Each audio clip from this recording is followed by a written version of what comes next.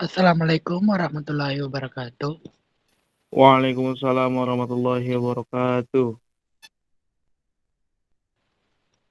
Di sini kami akan mempresentasikan hasil karya kelompok kami ya, di mana yang berjudul Prarancangan Pabrik Butil Asetat dari butanol dan asam asetat dengan kapasitas 40.000 ton per tahun yang akan didirikan di Gresik pada tahun 2026.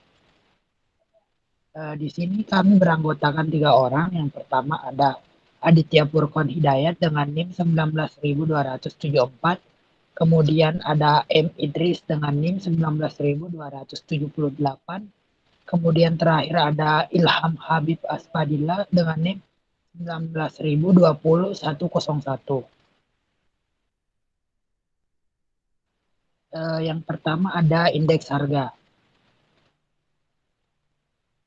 Untuk indeks harga sendiri kami dapatkan dari Chemical Engineering Plant Cost Index CEPCI 2017.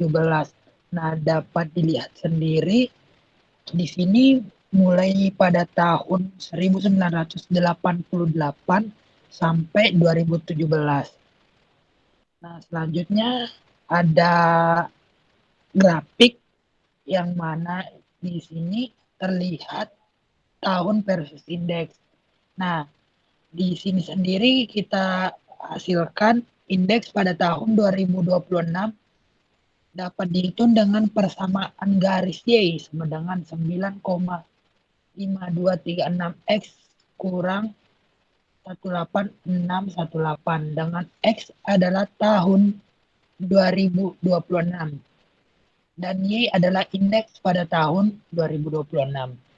Dari persamaan tersebut kita dapatkan resi linier dengan indeks pada tahun 2026 sebesar 676,8136. Sedangkan pada tahun 2014 didapatkan indeks sebesar 562,5304. Oke, selanjutnya akan dijelaskan oleh partner saya. Baiklah, selanjutnya yaitu fixed capital investment. Yang pertama yaitu mencari kurs mata uang pada tahun sekarang. Untuk nilai tukar mata uang Amerika Serikat atau kurs dolar terhadap rupiah pada tanggal 12 Januari 2022 berdasarkan Bank Indonesia ialah 1 dolar itu sama dengan 14.474,80 rupiah. Yang kedua itu mencari harga alat. Untuk penentuan harga alat sendiri digunakan persamaan EX sama dengan NX per NY dikali EY, di mana EX sama dengan harga pembelian tahun 2026, EY sama dengan harga pembelian pada tahun referensi 2014, NX sama dengan indeks harga pada tahun 2026, dan NY sama dengan indeks harga pada tahun referensi 2014. Sehingga diperoleh EX sama dengan 660,8718. Jika suatu alat pada suatu kapasitas tidak terdapat dalam grafik atau pada literatur, maka harga alat dapat diperkirakan dengan persamaan sixten faktor, yaitu EB sama dengan EA kurung siku CB per CA pangkat 0,6, di mana EB sama dengan harga alat pada tahun 2026, EA harga alat pada tahun referensi 2014, CB sama dengan kapasitas alat pada tahun 2026, dan CA kapasitas alat pada tahun referensi 2014. Di sini terdapat daftar harga alat yang kami lihat dari www.match.com. Untuk alatnya sendiri yaitu tangki metanol, kode alat T01, jumlah 1, parameter harga volume atau galon. Untuk harganya sendiri pada tahun 2014 yaitu 279.400, untuk 2024 280, 787, dan seterusnya. Untuk sisanya bisa teman-teman lihat sendiri pada tabel berikut ini.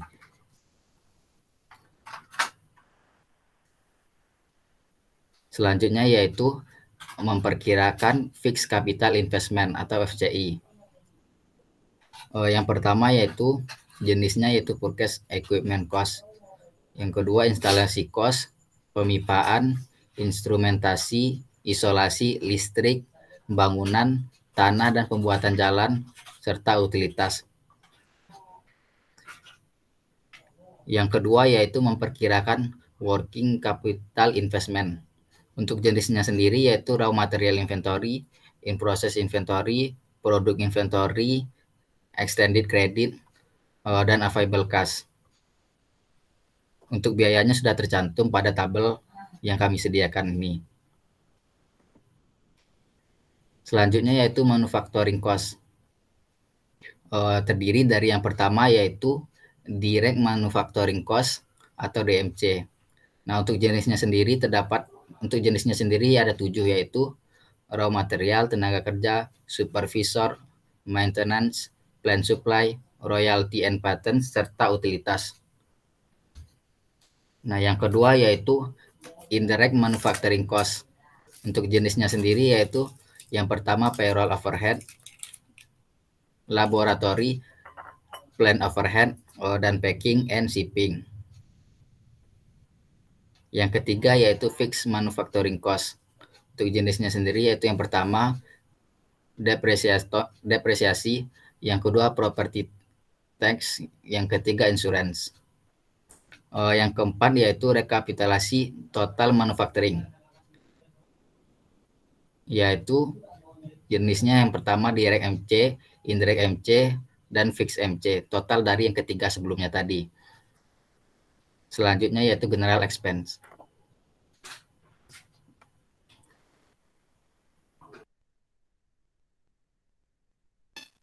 Baik, selanjutnya saya akan menjelaskan tentang general expense. General expense sendiri ada 4 jenis. Yang pertama ada administration, yang kedua ada sales expense, yang ketiga ada research, yang keempat ada finance. Untuk biayanya bisa dilihat oleh teman-teman sendiri pada tabel di sini. Yang pertama yaitu kita menentukan penentuan risiko pabrik. Dari aspek bahan baku dan produk, dari pabrik kami sendiri yaitu bersifat korosif dan berbahaya. Yang kedua dari aspek kondisi operasi menggunakan tekanan dan suhu yang cukup tinggi. Dari aspek tersebut, pabrik ini dapat dikatakan pabrik yang berisiko tinggi. Yang kedua, memperkirakan harga jual. Memperkirakan batas ROI minimum untuk pabrik berisiko tinggi 44% dan harga jual di pasaran, maka ditentukan harga jual selama 1 tahun dengan kapasitas 40.000 ton sebesar Rp3,582,232,033,585. Yang pertama yaitu menghitung keuntungan sebelum dan sesudah pajak. Terbagi menjadi 2 yaitu kelayakan dari aspek keuntungan. Untuk menghitung kelayakan dari aspek keuntungan, yang pertama kita menghitung return of investment atau ROI sebelum pajak. ROI sebelum pajak bisa ditulis dengan ROIB dengan rumus keuntungan sebelum pajak dibagi dengan fixed capital dikali 100%. Didapatkanlah nilai 88,74%. Setelah kita menghitung ROI sebelum pajak, kita menghitung ROI setelah pajak. ROI setelah pajak kita bisa tulis dengan ROIA dengan rumus keuntungan sesudah pajak dibagi dengan fixed capital dikali dengan 100%. Didapatkanlah nilai 62,12%.